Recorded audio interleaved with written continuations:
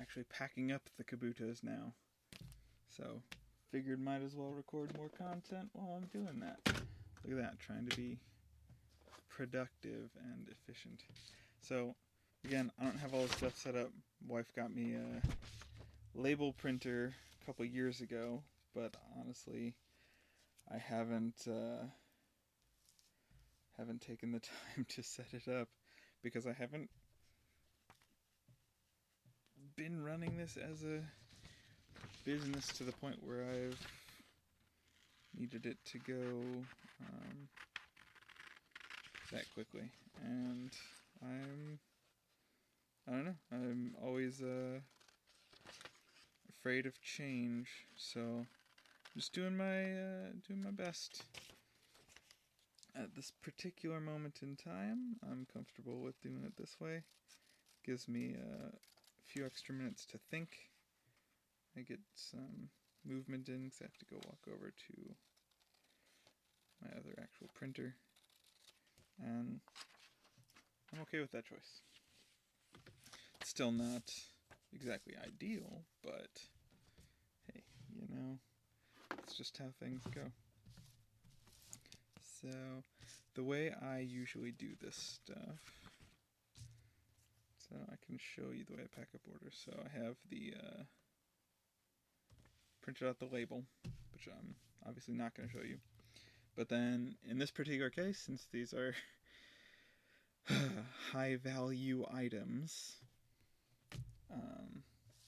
and they sold on TCG Player, required to ship with tracking.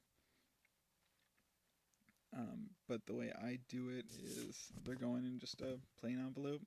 Don't buy plain white envelopes, buy plain brown envelopes. Same price, but these are much more difficult to see through.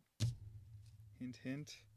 So if any of you experience like stolen cards in the mail or anything like that,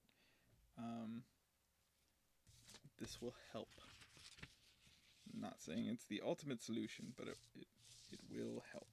Because then people won't be able to see what's in it, and they won't know that they want to steal it. And that's of a great benefit to you. I'll be completely honest, I've had almost no problems with USPS in the last 10 years that I've been selling stuff, but I've had so many problems with FedEx. I am not a fan of FedEx, and if I can avoid shipping with them, I do. And I really like USPS. They've rarely let me down. Packages do go missing occasionally, but those are very few and far between. Anyway, so what I do is very simple. I don't use all those graded, what are they? Like, I don't do all this stuff. I don't use cardboard and all that. It's literally just a sheet of paper off of a notepad that's the right size. I fold it around the cards so it holds the cards protected in place.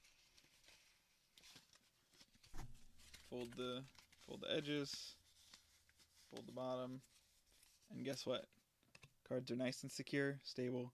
There's no tape. Tape is very frustrating. This is a great and elegant solution to resolving the shipping problems. And guess what? That piece of paper protects basically as well as plastic, unless there's like some kind of puncture. But in that case, honestly, the plastic might do damage to it anyway. So, and then you got the pull label, stick it, seal it, done. Now I'm gonna tape the label on. But that's how I do my shipping. I've been doing that since 2018. Sorry, that's the tape, I just pull tape over and put it over the label. And that's it. There's nothing special to it. It just took me a little bit of trial and error to figure out what I liked doing the best.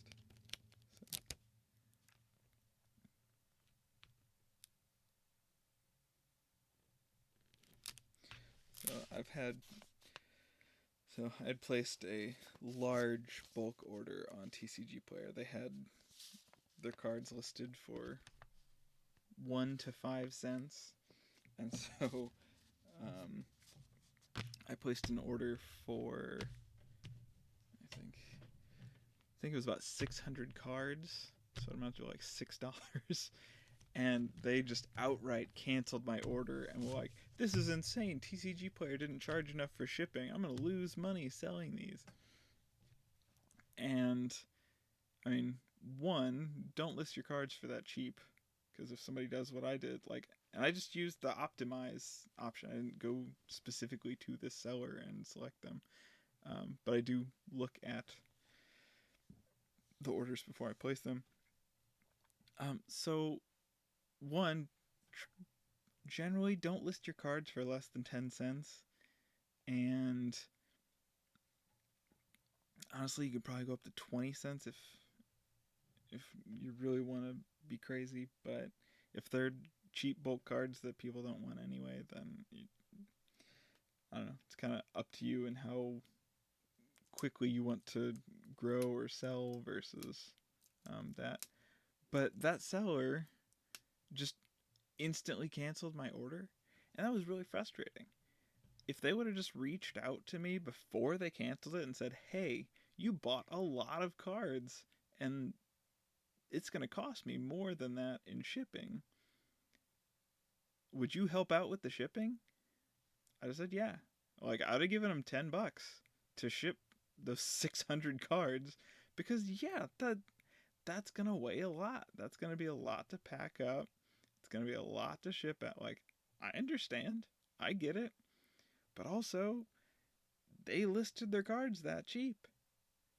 So it's also on them. But I'm a reasonable person. Just contact me. Just ask me. It's not hard to just be a good person. So it was annoying. Ultimately not a huge deal. But still,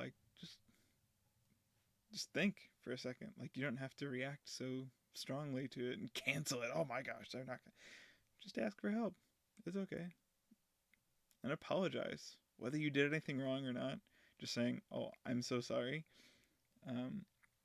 So maybe I'll do a series of tales from customer service or something, of people that have bought from me and I've bought from, and have just it's been interesting. Maybe I'll even show the exact messages that were sent back and forth. But some people get really, really upset when they're the ones that made the mistake. Just recently, I had somebody buy a code from me, and it's an old code, but I have it listed for $50 because it's from, I think, Plasma Storm or something. It's like a Lugia tin from that era, and I'm the only one that has an unused code, apparently, at least on TCG Player.